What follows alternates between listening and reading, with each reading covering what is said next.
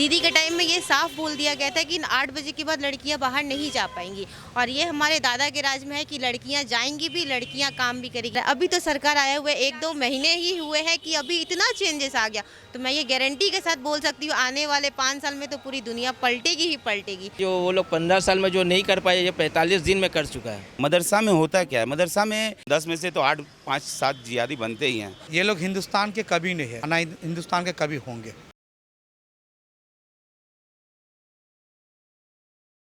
नमस्कार, मैं हूं पायल, आप देख रहे हैं ओ न्यूज़ हिंदी। पश्चिम बंगाल में बीजेपी सरकार आते ही जिस स्पीड के साथ यहां परिवर्तन दिखाई दे रहा है वो सच में बहुत हैरान करने वाला है और सिर्फ इतना ही नहीं बल्कि बहुत खुश करने वाला भी, क्योंकि सिर्फ 45 डेज़ के अंदर डीए को लेके बहुत बड़ी अनाउंसमेंट की बात की थी शुभेंदु अधिकारी की सरकार ने और डीए को लेके 20% हाइक हाल ही में प्रपोजल यानी कि बजट में सामने आया है। सिर्फ इतना ही नहीं, जिस मदरसा को स्कैन करने की बात छेड़ी गई थी उसी मदरसा के ऊपर जो बजट अलॉट किया जाता था उसमें भी 62% रिड्यूस किया गया है। इसी विषय को लेके साधारण जनता क्या सोच रही है, आइए उनसे बात करते हैं और जानते हैं इस मामले में उनका क्या विचार है। देखिए, लड़की होके तो मैं ये बोलूँगी जब से बीजेपी सरकार आया है तब से हम लोग नारी जो शक्ति है बहुत अच्छे, बहुत खुश है।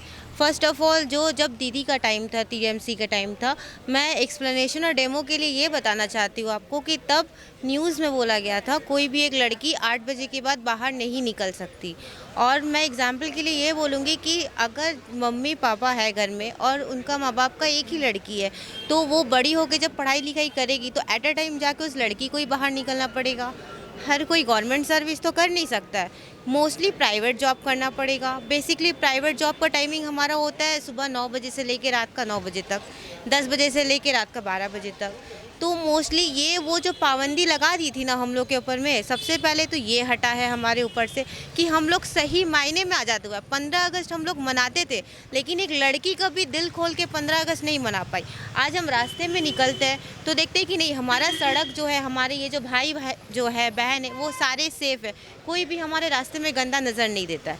दीदी के टाइम में ये साफ बोल दिया गया था कि 8 बजे के बाद लड़कियां बाहर नहीं जा पाएंगी और ये हमारे दादा के राज में है कि लड़कियां जाएंगी भी, लड़कियां काम भी करेगी। आज सरकार 33% लड़कियों को सब चीज़ में बेनिफिट दे रही है, आगे बढ़ रहे हैं हम लोग को बोला गया है कि मतलब हम लोग काम कर सकते हैं, हम लोग आगे बढ़ सकते हैं। दीदी के टाइम में वो नहीं था। हमारा मम्मी जो है उनका आयुष्मान कार्ड हो गया, जो कि वो पहले जो कार्ड था उसमें हम लोग को क्या बोला जाता था, गवर्नमेंट का भी सप्लाई हम लोग को ठीक से नहीं मिलता था। फर्स्ट ऑफ ऑल बहुत चीज़ों में दिक्कत होता था हम लोग के यहाँ पे। आप एक अपोलो में जाइए, एक कैंसर हॉस्पिटल में जाइए, वो कार्ड सपोर्ट नहीं लेगा। एक नॉर्मल जगह में भी बहुत कम से कम वो कार्ड सपोर्ट लेता। आज जो किए हैं दादा, स्वास्थ्य साथी भी किसी काम का नहीं था, स्वास्थ्य साथी कार्ड भी मोस्टली गवर्नमेंट जगह में ही काम होता था। और जो कि न्यूज़ में आजकल आ भी रहा है, आप लोग को पता है कि किस तरीके से एक लड़की के साथ में दरिंदगी हुआ है। उसके जगह में दीदी को एक्शन लेना चाहिए था, दीदी को खड़ा होना चाहिए था। एक लड़की के साथ गलत हुआ है, ये ना ही कोई पार्टी के हिसाब से बोल रहे हैं, ये हम लड़कियों की इज्जत की बात है। और जब बात इज्जत की आती है, ना कोई पार्टी सामने आता है, ना कोई लड़का सामने आता है। ये अपना हक की लड़ाई एक माँ खुद रो रो के लड़ी है, उनको खड़ा होना चाहिए था। उस जगह में वो क्या बोलती है कि 8 बजे के बाद लड़कियां बाहर नहीं निकलती है। आप कोई ऐसे जिला में चले जाइए जहाँ लड़कियों के साथ गंदगी हुआ था, कौन किया था? ये टीएमसी के लोग। मैं आपको बीच में इसीलिए काट रही हूँ क्योंकि ये बहुत सिग्निफिकेंट पॉइंट है जो आपने अभी बताया, क्योंकि उस दौरान एक पर्टिकुलर वोट बैंक था जिस वोट बैंक के ऊपर बेस करके तृणमूल कांग्रेस का सरकार चलता था। और हाल ही में नई सरकार आते ही जो मदरसा है, मदरसा को स्कैन करने की बात छेड़ी गई और सिर्फ इतना ही नहीं, उनका जो बजट है उसे भी घटाया गया 62%। किस नज़रिए से देख रही हैं? क्या ये बहुत पहले हो जाना चाहिए था? तो क्या सिक्योरिटी, हम जो औरतें हैं उनको सिक्योरिटी पहले भी मिल सकती थी? वो लड़कियों को उनको सिक्योरिटी के बारे में पहले सोचना चाहिए था, लेकिन वो अपना पैसा सोची, अपना पार्टी सोची, वो लड़की का सिक्योरिटी सोची नहीं। और अपना वोट, उनका वोट मोस्टली वो सोची थी कि जैसे कि हम हिंदू हैं, हम गर्व से बोलेंगे हम राजपूत हैं, हम जय श्री राम का नारा नहीं लगा सकते, हम अपना मंदिर में अपना पूजा तक नहीं कर सकते। ये सब भी बात आती है ना दादा के आने के बाद, ये सब भी चीज़ें हम लोग को खुल्लाम जय श्री राम, हम लोग रामनवमी नहीं मना सकते। क्यों नहीं मना सकते? क्योंकि हम एक हिंदू है, हमारे गाय को जाता है। ये राजा बाजार में हम लोग जाने से डरते थे कि यहाँ से वहाँ जाएंगे तो लोग गंदी नज़र देंगे।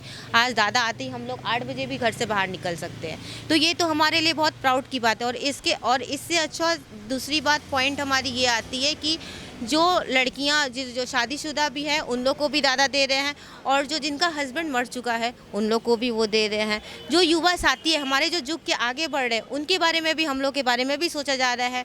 कहीं जगह से बहुत सारा जॉब का अपॉर्चुनिटी भी आ रहा है। अभी तो सरकार आए हुए 1-2 महीने ही हुए हैं कि अभी इतना चेंजेस आ गया, तो मैं ये गारंटी के साथ बोल सकती हूँ आने वाले 5 साल में तो पूरी दुनिया पलटेगी ही पलटेगी।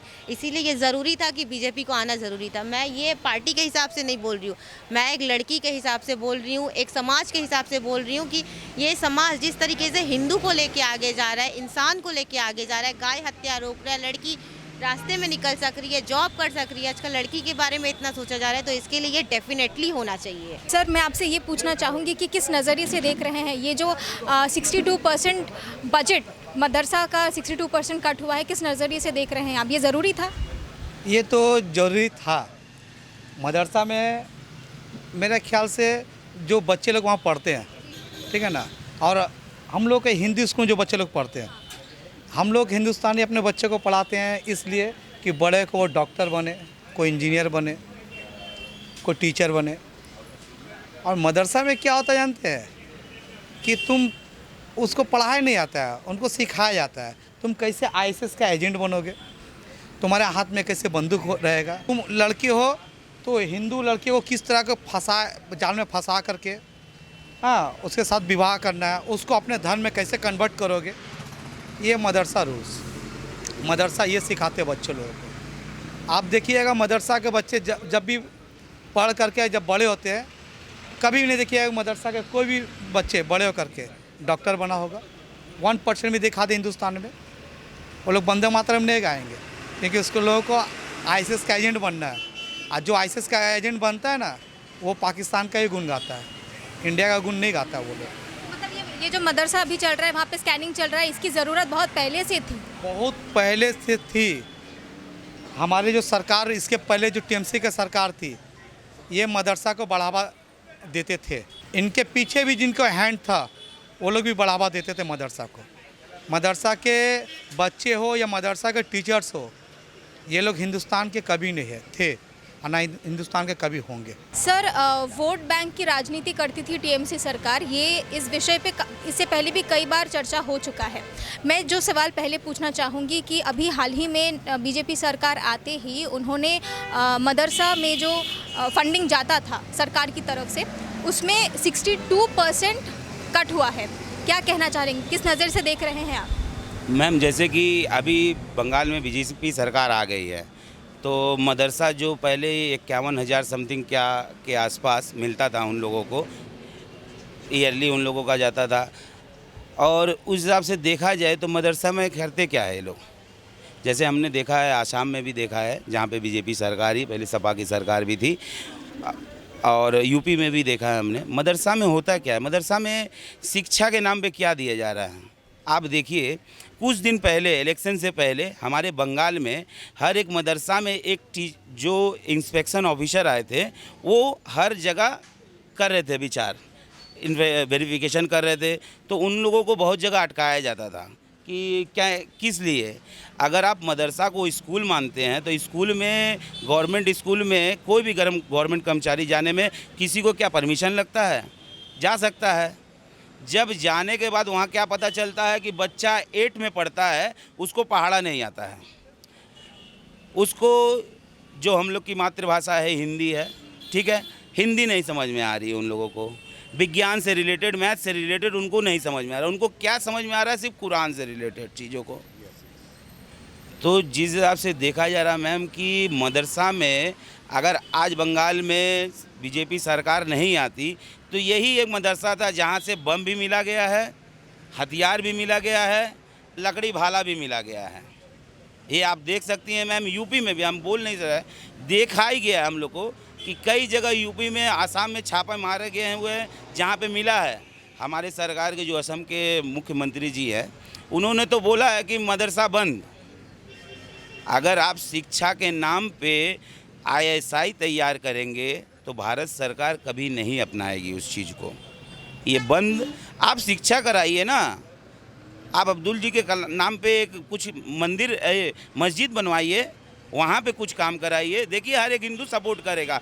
आप बाबर के नाम पे मस्जिद बना रहे, जो बाबर बंगाल में कभी आ नहीं सका, उसके नाम पे मस्जिद बनेगा। उसके लिए हमारे भाइयों ने कितने, हमारे पूर्वजों ने जान दे दिया है, उसके नाम पे मंदिर और मस्जिद बनने देंगे हम लोग?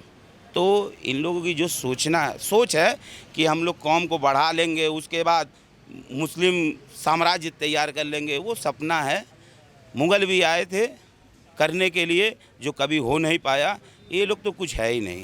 यहाँ पे हमने कई बार ऐसा देखा है, प्रदर्शन जो होते हैं बंगाल में या इंडिया में कहीं पर, प्रदर्शन उन लोगों की तरफ से जब भी होता है तो वो बाहरी इश्यूज़ को लेके होता है कि कहाँ खामने को गोली मार दिया या उन पे हमला हो गया, इस विषय को लेके होता है। लेकिन यहाँ इंटरनली इस देश में क्या चल रहा है उस विषय को लेके वो लोग ना ज़्यादा सोचते हैं, ना पढ़ाई लिखाई के बारे में सोचते हैं, ना एडुकेशन यानी जो हेल्थ एडुकेशन है उसके बारे में सोचते हैं। ये क्या करना चाहते हैं?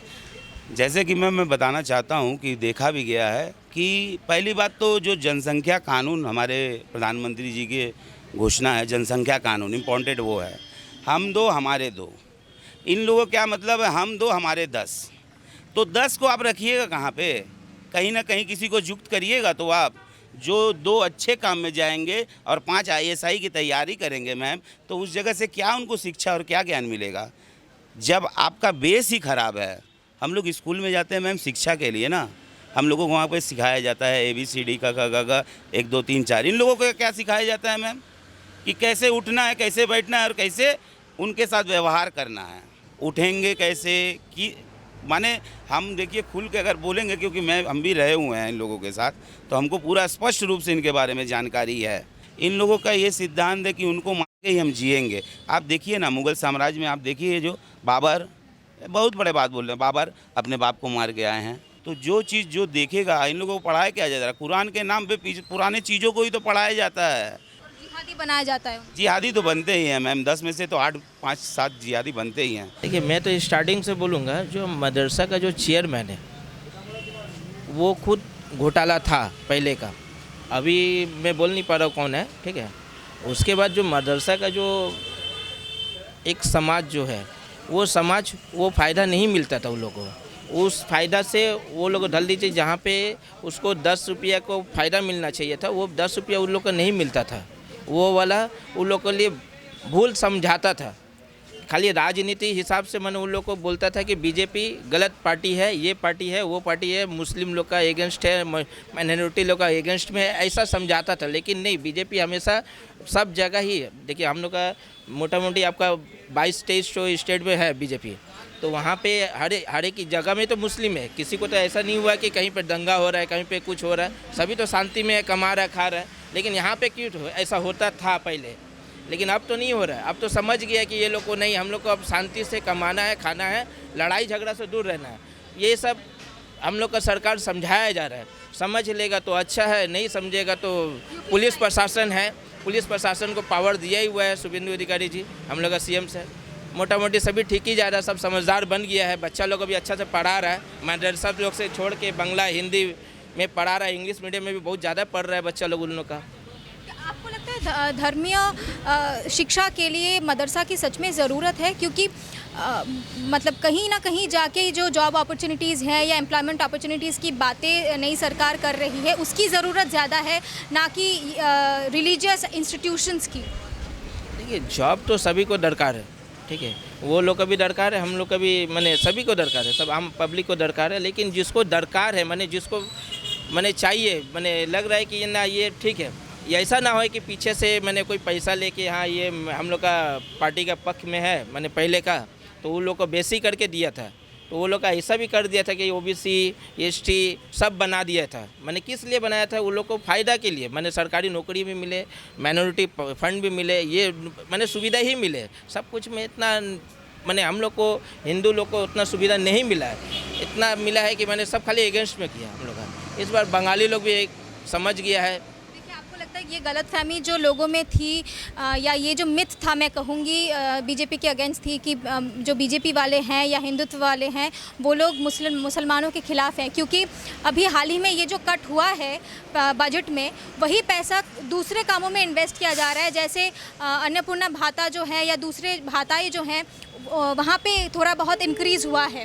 तो सही जगह पे अब पैसा इन्वेस्ट किया जा रहा है, आप मानना चाहेंगे? मैं तो बोलूँगा ये तो अन्नपूर्णा भंडार सिर्फ हिंदू के लिए नहीं है, ये है हर एक धर्म का है, जिसको दरकार है, माने जो गरीब है, माने जो नहीं चल रहा है उसका संसार गरीब। हमारा सरकार तो दे रहा है, ले लो, 1500 नहीं दे रहा है, उन लोगों को 3000 दे रहा है। तो उन लोग को भी समझना चाहिए कि नहीं, वो तो हिंदू के लिए काम नहीं कर रहा शुभेंदु अधिकारी जी, हम लोग सीएम सर, वो तो सभी के लिए काम कर रहे हैं, उसको भी 3000 दे रहा है। आप लोग सही से रहो, आप लोग वोट दिए, यहाँ का बासिंदा है, आप लोग लीजिए सामाजिक, लेकिन आप ऐसा मत कीजिए कि कहीं ताड़ काट के अब ये इस बॉर्डर में आके यहाँ से फ़ायदा लेके फिर वहाँ पे चले, ऐसा ना हो। हम लोग बंगाली आदमी, बंगाल का देश का रहने वाला लोग को ही सुविधा मिले, बंगाली आदमी लोग को ही सुविधा मिला, हम इतना बोले चाहते, राज्य का सुविधा मिले बस। सरकार आते ही सरकार ने, शुभेंदु अधिकारी जी ने कहा था कि 45 डेज़ में डीए के ऊपर एक एक्शन लिया जाएगा, और 45th डे में ही डीए को लेके जो अभी बजट आया है उसमें 20% एक हाइक प्रपोज किया गया है। तो ये जो फास्ट पेस है, ये जो फास्ट स्पीड के साथ सरकार आगे बढ़ रही है, आपको कहीं ना कहीं जाके लगता है कि 5 सालों में पश्चिम बंगाल भाता के ऊपर जो डिपेंडेंसी था, वो डिपेंडेंसी अब आने वाले दिनों में कम हो जाएगा? मैं तो बोलूँगा जो डीए बढ़ाया है, तो हमको लगता है जो वो लोग 15 साल में जो नहीं कर पाए, ये 45 दिन में कर चुका है, ठीक है। तो हमको लगता है सरकारी आदमी बहुत खुश है, सरकार जो है हम लोग का सरकार का सरकारी आदमी, पुलिस लोग, सब कोई बहुत खुश है। इतना कम समय में इतना ज़्यादा सुविधा माने हर पूरा देशवासी उठा रहा है, तो ये लोग क्यों नहीं उठाएगा? और बस सब ठीक ही है, सरकारी आदमी लोग सब खुश है, इसमें कोई बोलने का नहीं है। पश्चिम बंगाल पूरे भारत में एक बहुत ही महत्वपूर्ण कहीं ना कहीं जाके रोल प्ले करता था, लेकिन अभी हाल ही में यहाँ के लोगों का मानना है कि कभी कांग्रेस, कभी सीपीएम और कभी टीएमसी के ज़माने की वजह से, उनके शासन और शोषण की वजह से पश्चिम बंगाल बहुत साल पीछे दौड़ रहा है। लेकिन अब यहाँ के लोगों का मानना है कि अब पश्चिम बंगाल फूलेगा, फलेगा और आगे भी बढ़ेगा, और यहाँ के लोगों को लेके भी बढ़ेगा। सिर्फ इतना ही नहीं, यहाँ तक कि भाता के ऊपर इतने सालों से जो लोगों का डिपेंडेंसी रहा है, वो डिपेंडेंसी भी आगे जाके आने वाले दिनों में घटेगा। अब आने वाले दिनों में क्या होने वाला है वो तो वक्त ही बताएगा, और ये जश्न चलता रहेगा। अब तक के लिए फिलहाल इतना ही, और भी ऐसे न्यूज़ और अपडेट्स के लिए देखते रहिए ओ न्यूज़ हिंदी। वीडियो जर्नलिस्ट कृपा के साथ मैं पायल, ओ न्यूज़ हिंदी। नमस्कार।